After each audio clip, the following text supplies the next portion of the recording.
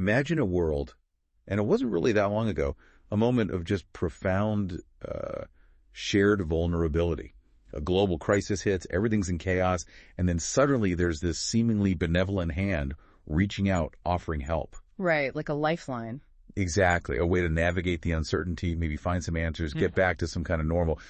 But what if that helping hand came with a hidden cost, something unseen, almost intimate? A subtle invasion of your most personal data, your genetic blueprint, the very core of what makes you you. Yeah, a Trojan horse, essentially. That's a good way to put it. Today on The Deep Dive, we are embarking on exactly that kind of journey. We're going to plunge into the complex and, frankly, often alarming world of data collection. Yeah. We're specifically focusing on the global competition for genetic information and this rapidly expanding realm of what people are calling the Internet of Bodies. It sounds like science fiction, but it's really not anymore. It really isn't. Our mission today is to unpack how technologies that seem benign, even gestures of international goodwill, can actually be strategic tools in a much broader geopolitical game. And, maybe more importantly, what does all this mean for your fundamental privacy and for the national security of nations everywhere, including your own? We'll explore a specific case, a prominent Chinese biotech firm, look at the broader implications of, literally connecting our bodies to the internet, and grapple with those critical questions. Who really controls our most intimate information in this new interconnected era? It's a landscape that's just shifting incredibly fast, constantly reshaping itself, and understanding the nuances, the hidden currents beneath the surface is absolutely vital. So how are we going to tackle this? Well, to try and make sense of it all, we're going to look at some concrete, real-world attempts to collect American DNA. Then we'll delve deep into China's ambitious, really long-term strategies for global dominance through data, which, goes way beyond traditional military thinking. Right, it's not just tanks and planes anymore. Not at all. Then we'll pivot and examine the cutting edge and sometimes, frankly, unsettling advancements in the Internet of Bodies. It's a technological revolution that promises amazing convenience, but it definitely harbors profound risks. And finally, we'll talk about what policymakers, what industry leaders, and maybe most critically, what you, as an individual, can actually do to safeguard your incredibly sensitive data. It sounds like a crucial discussion. And this deep dive, like all our deep dives, is made possible thanks to the fantastic support of our sponsors. Yeah. We really want to extend a huge thank you to www.digitalwinrisk.health, www.hippoasecurity.health, and www.devicerisk.health for their commitment. Their support helps us explore these vital topics in the depth they deserve, shedding light on, the complexities of cybersecurity and privacy in our increasingly connected world. Absolutely. Their support is invaluable. Okay, so let's dive in. Where does this story really begin? You mentioned real-world attempts. It really kicks off, or at least a major public flashpoint occurred during a moment of acute global panic, the early days of the COVID-19 pandemic in the United States. Oh, right. I remember that scramble. Testing kits, overwhelmed labs, just this desperate need for reliable diagnostics. Fast. Exactly. And amidst all that chaos, this seemingly generous offer emerges from overseas. A Chinese-owned company, the BGI Group, maybe better known by its former name, the Beijing Genomics Institute, steps forward with a really intriguing proposal. BGI. Okay, I've heard that name. What were they offering? So BGI Group, already recognized as, the largest biotech firm in the world, huge global footprint, they didn't waste any time. They approached several U.S. states, Washington, New York, California were key ones with this offer. They would build and operate state-of-the-art COVID testing labs, essentially taking a massive burden off struggling local health departments. Wow. Okay, on the surface, that sounds amazing. Like international collaboration, everyone pitching in. That's exactly how it looked. It seemed like precisely what was needed in that moment of crisis. A selfless gesture. Yeah. You can see why states would be tempted in that kind of desperation. Yeah. But I sense a but coming. Did anyone raise concerns? See a downside? Oh, absolutely. Almost immediately. This seemingly generous offer sent a massive red flag, soaring high for some very key people in the U.S. government. It prompted an immediate and pretty serious alarm from Bill Evanina. Evanina? Who was he? He was the director of the U.S. National Counterintelligence and Security Center at the time, and he actually authorized a rare public warning. Very clear, very urgent. He said, quote, "Foreign powers can collect, store, and exploit biometric information from COVID tests." Okay, so straight to the point. Exploiting biometric data. Exactly. Evanina's core concern was explicit. He saw this not just as medical aid, but as a strategic move by China to obtain and ultimately control global biodata, especially American biodata. He saw it as a deliberate play to build a massive genetic database. So it wasn't just about providing tests. It was potentially about gathering this incredibly sensitive personal information, like under the cover of AIDS. That was the fear, yes. What were Evanina's deeper concerns, if this had actually gone through? What were the long-term worries? He laid it out with, well, chilling clarity. He warned, and I'm quoting again, if a person's current or future medical condition is known through DNA and other data, the entity that knows it can gain a monopoly over the therapy or drugs to treat them. A monopoly on treatments? Yeah. Based on knowing our genetic weaknesses. Precisely. That points to a much bigger, much more concerning goal. For China to use this biodata to position itself as the dominant, maybe even the sole global supplier of medical tech, diagnostics, maybe even pharmaceuticals down the line. Wow. Think about it. If you control the world's most comprehensive database of human genetic vulnerabilities, you're strategically placed to develop and then exclusively market the treatments, or even the preventatives. That's staggering. Yeah. So did any states actually sign up with BGI? Fortunately, and this is a huge fortunately for American privacy and, frankly, national security, no U.S. state signed contracts with BGI in those specific instances. Okay, so we dodged a bullet there. A critical one, especially given BGI's well-documented, very close ties to the Chinese Communist Party, the CCP. It wasn't just some independent company acting alone. Right, so this wasn't just a one-off opportunistic thing during COVID, was it? This feels like it fits into something much bigger, a larger strategy from China. It absolutely does. You hit the nail on the head. This incident with BGI and the COVID testing, it serves as a really stark prelude. It's like a small piece, a microcosm within China's broader overarching long-term goal, global supremacy. Global supremacy, that's a strong term. How is this different from, say, the Cold War approach? It's very different. Unlike the Soviet Union's focus, which was often on overt military might and ideological confrontation, China's approach is, well, much more insidious, more subtle. It's a sophisticated hybrid warfare strategy. Many analysts describe it as aiming to dismantle nations from the inside. Not through invasion, you mean? Exactly. Not through direct invasion, but by dominating critical political and economic channels, by fostering this sort of unknowing dependency until other nations find themselves reliant, maybe solely reliant on China for essential technologies, for key supply chains, maybe even critical health solutions like we just discussed. Building dependency. That's a different kind of power. And you mentioned a hybrid economic system where the lines are blurred. That must make it really hard to tell what's a private company and what's serving the state. It makes it incredibly difficult, and that's intentional. China operates what's accurately called a hybrid economic system. It deliberately intertwines, blurs the distinctions between private companies, public bodies, civilian innovation, and military objectives. It's not accidental. So companies like BGI... Right. Companies like BGI, while they look like commercial enterprises on the surface, are intricately woven into this system. They can be, and often are, compelled to serve broader state goals, intelligence gathering, technological advancement, even military aims.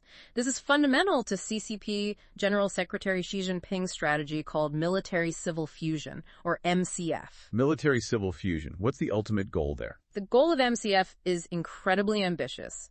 To ensure the People's Liberation Army, the PLA, becomes the world's most technologically advanced military by 2049. 2049, that's the centenary of the People's Republic. That's a very long game. It absolutely is. A testament to a patient, very strategic approach. Can you give us another example of this military-civil fusion in action? Something beyond BGI, just to illustrate how it works. Sure. A recent, very clear example involves the Chinese cybersecurity firm, ISOON. There were leaked documents from inside that company. Oh, I remember hearing about that leak. Yeah, it was significant. These documents provided pretty irrefutable proof of their activities. They revealed ISOON was contracted by CCP authorities, state security, public security ministries, even the PLA itself, to hack foreign networks across a huge area. Central Asia, Southeast Asia, Hong Kong, Taiwan. And what were they doing? Just snooping? It went way beyond general swooping. It was highly targeted surveillance, large-scale data theft, even disseminating propaganda. This isn't just, a private company pursuing its own commercial interests. It's a commercial entity directly serving state intelligence and military objectives on a global scale. Wow. And it ties back to what the PRC National Information Center itself has stated, quite starkly. Data is the most important strategic resource in the era of digital economy. That, quote, really underscores how central this aggressive data acquisition is to their entire national strategy. Data is the most important strategic resource. Yeah. That really hits home. So this isn't just about military secrets. It's deeply about economic dominance too, right? Yes. Speeding up their own tech and pushing out competitors. Precisely. CCP-sponsored data theft, and sadly, this includes widespread intellectual property theft, stealing trade secrets. It plays a direct, crucial role in accelerating the reduction of foreign competitors' market share. It's a deliberate strategy. To get ahead faster. Exactly. To hasten PRC technological dominance across key sectors. We're talking aerospace, semiconductors, robotics, advanced AI, biometrics, cyber intelligence, and definitely genomics and pharmaceuticals. This isn't haphazard. It's part of a meticulously planned national blueprint. Like Made in China 2025. Exactly like Made in China 2025. That and the ambitious Digital Silk Road initiative are integral parts of this vision. They're designed to strategically position China as the undisputed global leader in these high-tech, high-value industries. And they have an advantage doing this. A huge one, what analysts call asymmetrical advantages, because they operate without the same strict privacy laws, without the same intellectual property protections, or, frankly, the human rights considerations that are standard elsewhere. So it's not a level playing field. Not even close. It's like a race where one side can sprint unchecked, while others are tethered by ethical and legal obligations. It allows them to potentially monopolize future critical industries much more easily. That asymmetrical advantage sounds incredibly powerful and, deeply concerning.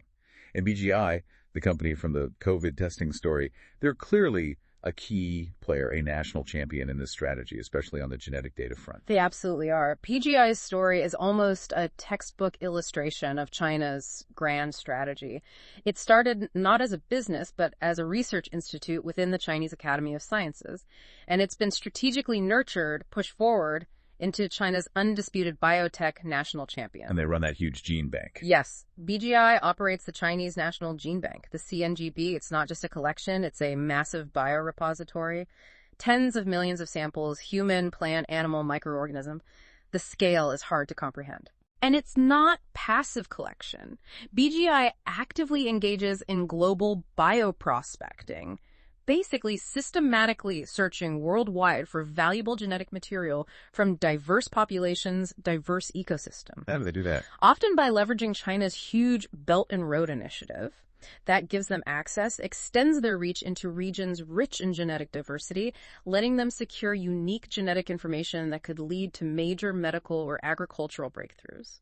So they're actively hunting for and storing this vast biological library on a global scale.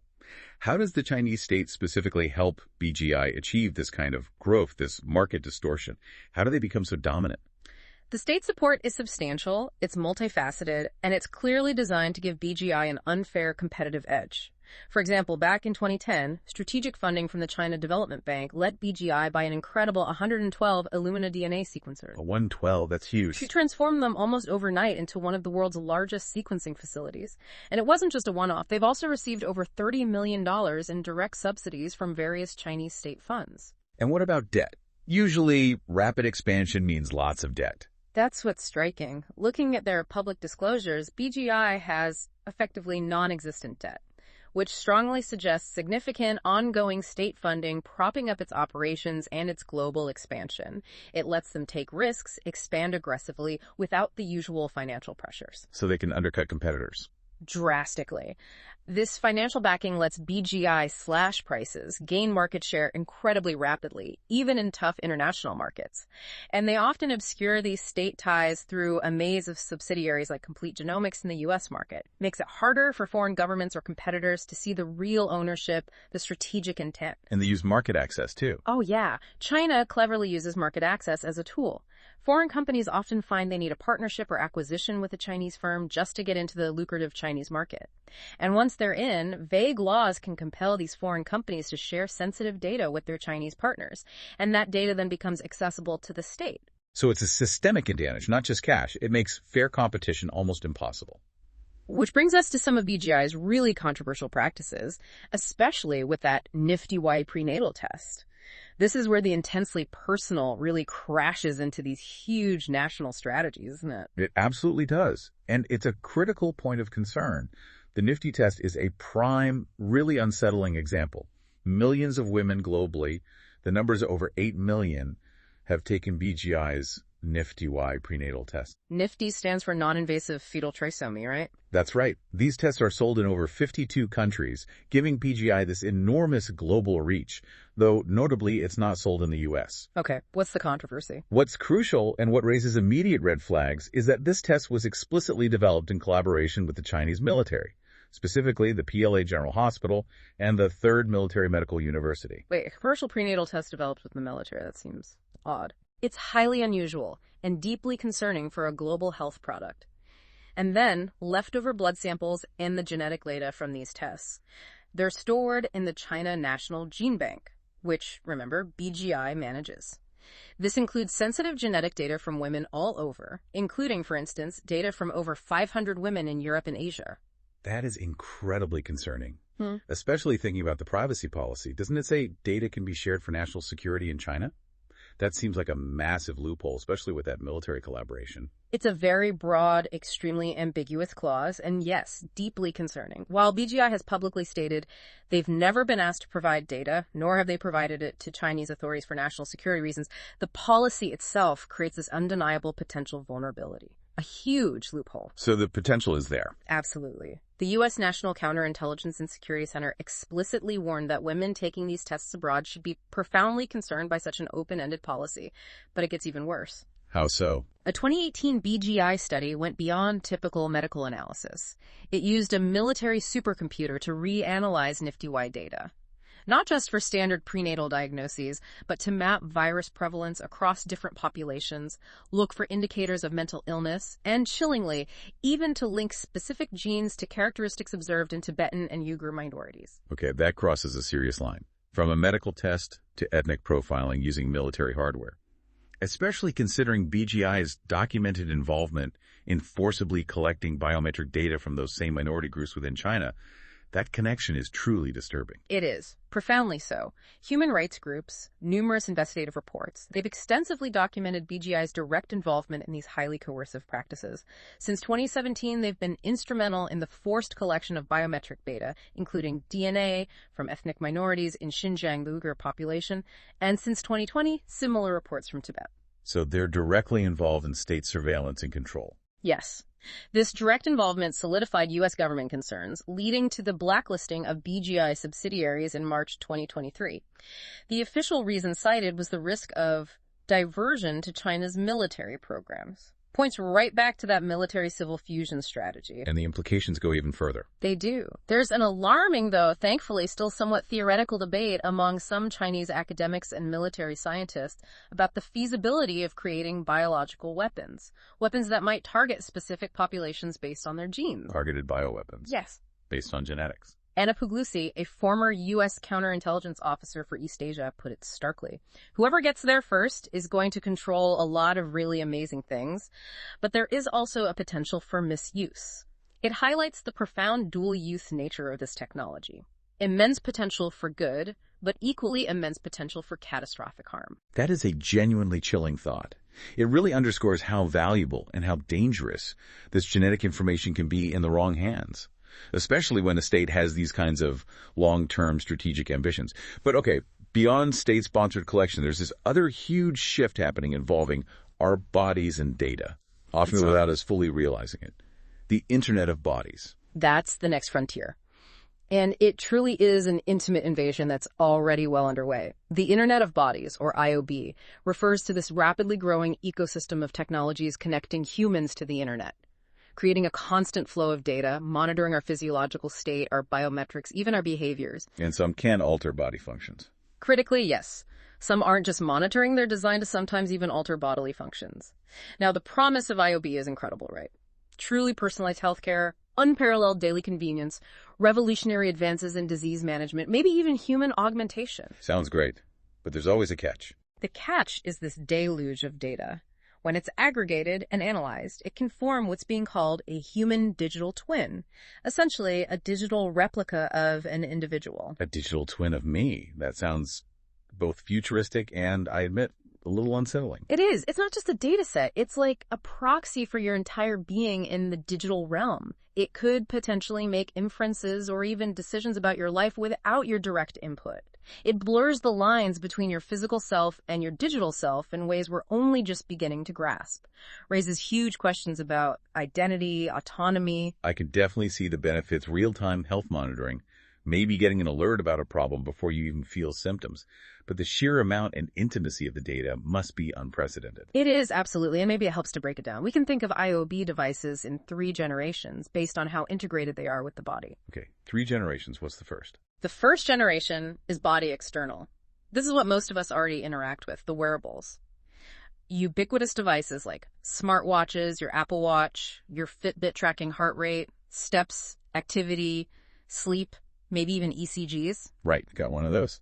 Then you have smart glasses, electronic tattoos that stick on your skin to track vitals, smart clothing with sensors, meditation headsets, tracking brainwaves. Even your smartphone, when you use its health apps and sensors to track yourself, acts as a first-gen IoB device. They collect massive amounts of data, painting incredibly detailed behavioral profiles, often without us really giving granular consent for how it'll all be used. Okay, so my watch is already IoB. Got it. But you mentioned intimate invasion, which makes me think about devices actually inside our bodies. What about those? That brings us to the second generation, body internal. These are technologies that are either ingested or surgically implanted. Okay, like what? Think critical medical devices, like pacemakers that wirelessly transmit heart data to doctors. Or those innovative digital pills you swallow that send data from inside you to an app, maybe tracking medication adherence. Digital pills? Yeah. Also, microchip implants storing medical info, maybe unlocking doors. Artificial pancreas systems for diabetics, integrating glucose monitors and insulin pumps with AI. Implantable glucose monitors. Cochlear implants with wireless connectivity. And looking ahead, brain-computer interfaces, BCIs, aiming to read thoughts or control prosthetics. Brain-computer interfaces. Right. Now, these devices, being internal, present much higher physical safety risks if they get compromised. They're directly linked to critical functions. And patching them often requires surgery or is just impossible once they're in, creating huge long-term security challenges. Wow. From wearables outside to implants controlling functions inside. That's a huge leap. And there's a third generation beyond that. Yes. The third generation is body embedded or melded. This is where tech and the body become truly integrated. Not just connected or implanted, but fused, with a persistent real-time connection to a remote machine. Fused, like cyborgs. Sort of. The best current examples are smart prosthetics hardwired directly into a patient's nerves and muscles, allowing seamless intuitive control, even sensory feedback. These can have sensors detecting tiny muscle movements, often internet-enabled to send performance data back to the manufacturer or track vital signs. Okay, that's incredible. And beyond direct integration, you also have freestanding consumer IoB devices getting more sophisticated. Smart toilets monitoring urine analysis, integrated scales in beds doing advanced sleep tracking and body composition analysis. A smart toilet, okay. This melded generation, it raises truly radical implications for human augmentation, for the very definition of identity, for blurring that human-machine boundary in ways that used to be just science fiction. What happens when our biology is inextricably linked to the digital realm? That depth, that intimacy of data is just astonishing. Our location, our body functions, what we see, hear, maybe even what we think. A complete digital mirror. And this really highlights the urgent need for robust security. Yeah. I mean, if you're grappling with these implications, this future that's clearly already arriving, check out www.digitaltwinrisk.health. They offer crucial insights on calculating these complex privacy and security risks, because it's obvious this intimate connection comes with profound privacy risks, new ways to be exploited. Absolutely. The sheer intimacy makes the privacy challenges incredibly complex. The data spans everything. Basic physiological stuff like blood pressure, heart rate, ECG, glucose, sleep patterns, to highly detailed behavioral data, activity levels, social interactions, buying habits, even your online clicks. It all adds up. It combines to build this incredibly rich, detailed, deeply personal digital footprint, far beyond what traditional data collection ever achieved. And the core problem seems to be this erosion of informed consent and ownership. We connect these devices, bring them into our lives, but do we really grasp what happens to that data once it leaves our body? That's one of the biggest, most troubling issues. Users are often maybe usually unaware of precisely what data is being collected, how often it's gathered, or where it's ultimately going. This lack of transparency makes genuine informed consent almost impossible. It's buried in dense terms and conditions nobody reads. Right. And on top of that, there's no clear consensus legally or ethically on who even owns the data. Is it you, the user generating it, the manufacturer who made the device, the healthcare provider receiving it? This ambiguity creates a dangerous legal and ethical void, leaving individuals really vulnerable. And with no clear ownership or consent, that data is just ripe for misuse, for third-party exploitation. I think about data brokers, the companies that buy and sell our information. They must love this. They absolutely do. This incredibly valuable IoB data is, like you said, ripe for misuse if it's breached or improperly handled. It can fuel identity theft, sophisticated insurance fraud, unauthorized access to medical records, potentially devastating consequences. Data brokers are a huge concern. They acquire and sell personal info, often without consumer knowledge or explicit consent, building these incredibly detailed profiles. Profiles used for all sorts of things. Marketing, risk assessment. Another key concept here is scope creep. Scope creep. Yeah, where data collected for one seemingly benign purpose gets repurposed or combined with other data to infer totally unintended, highly sensitive things like cognitive ability, maybe addiction propensity, emotional states, political leanings. Wow. Based on, like, my heart rate and browsing history. Potentially, yes. This can lead to the creation of what some call identity shadows or data doubles. These digital profiles, once created and circulated, can profoundly influence real-world outcomes, insurance premiums, loan approvals, even job opportunities. Often without the individual even knowing this data double exists or how it's being used against them. That's deeply unsettling. A digital version of you impacting your real life without your knowledge. No. Can you give us some specific, concrete examples of how this privacy risk plays out? Sure. One immediate concern is insurance companies. Imagine your IoB device, a smart patch, a digital pill tracking if you're taking your meds or monitoring your lifestyle, maybe how often you use your CPAP machine or your daily step count. Good. This incredibly precise data could potentially go to insurers. That might lead to denial of coverage or dramatically higher premiums if you're deemed non-compliant or engaging in unhealthy behaviors as they define them. It feels incredibly punitive. Yeah, punishing you based on surveillance.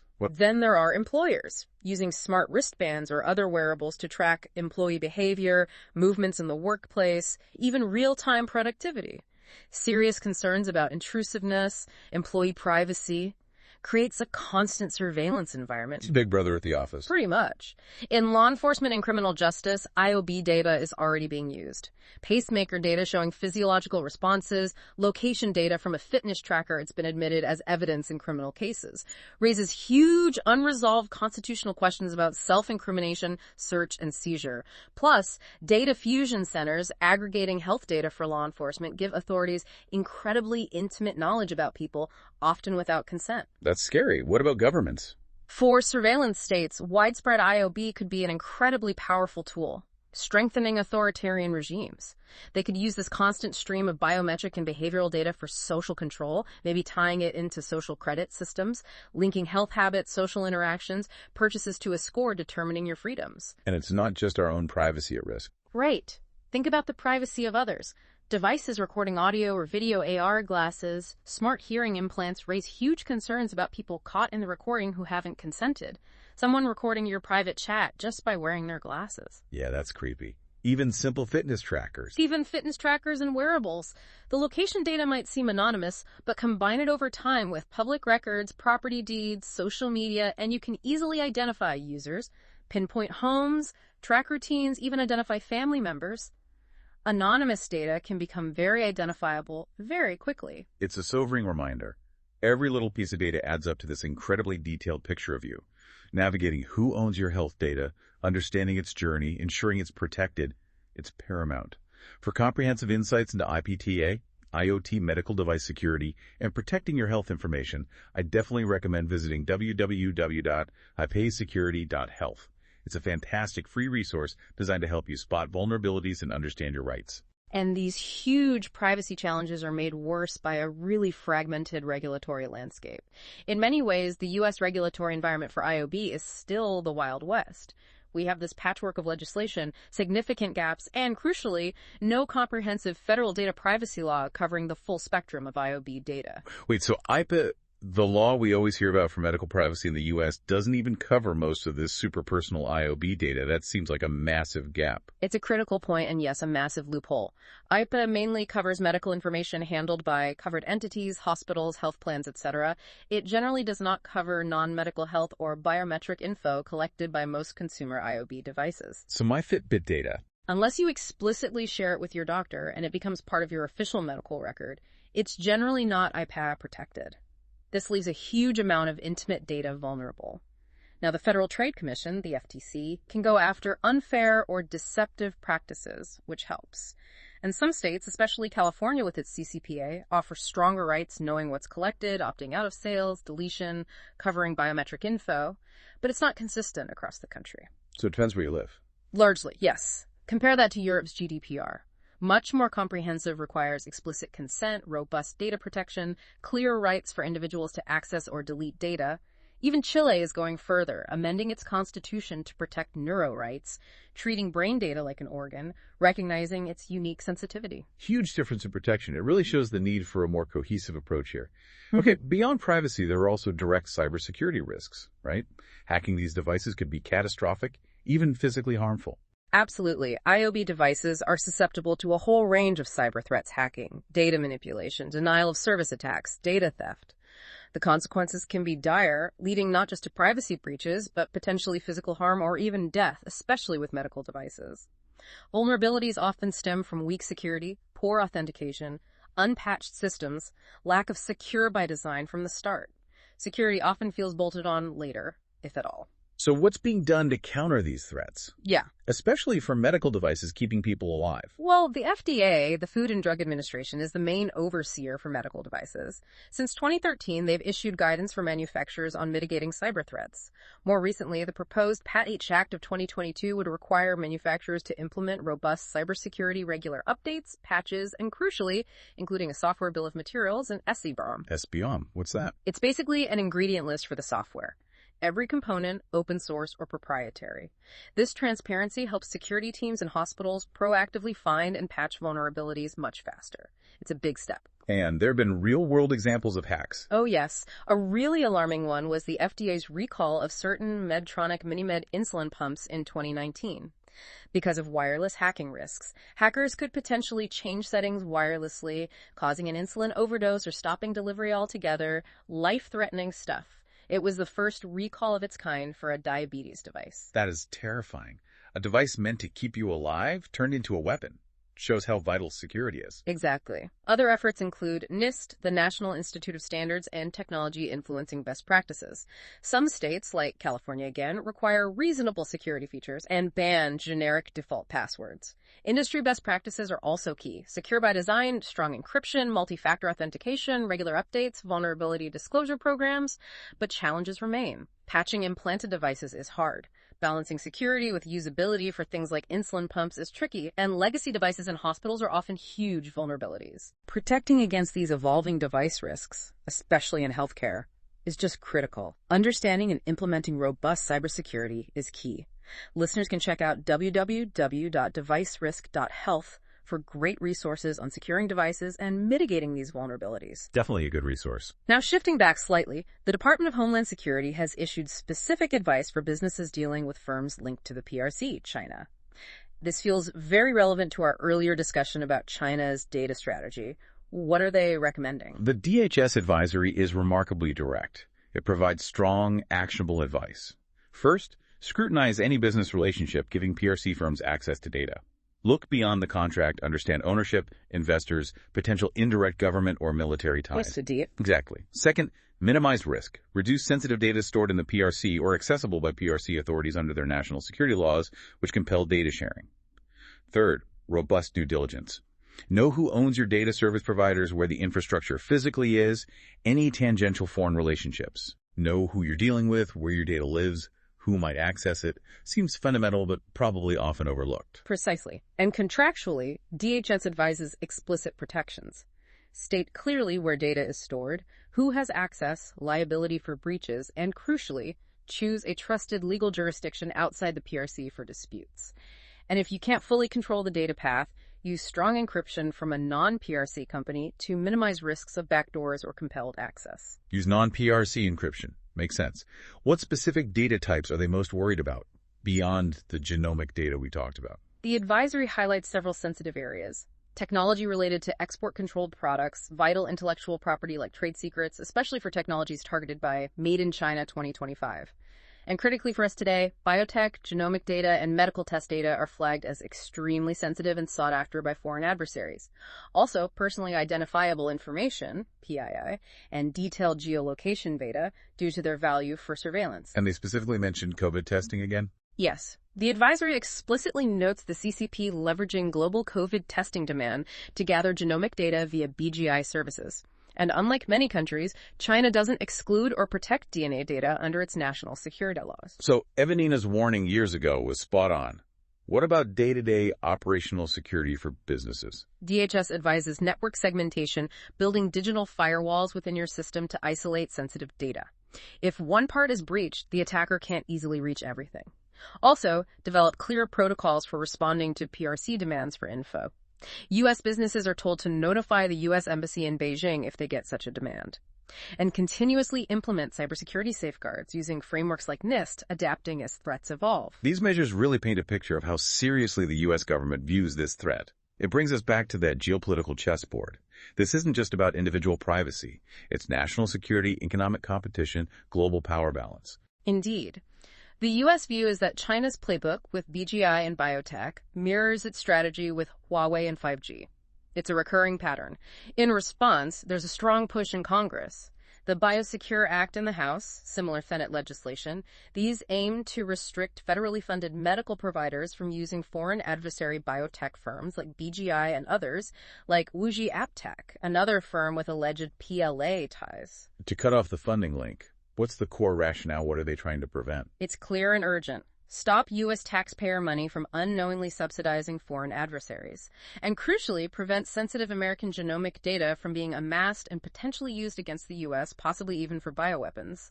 Chairman Mike Gallagher stated bluntly, the CCP will undoubtedly use the genetic data collected by BGI, potentially even to develop a bioweapon used to target the American people.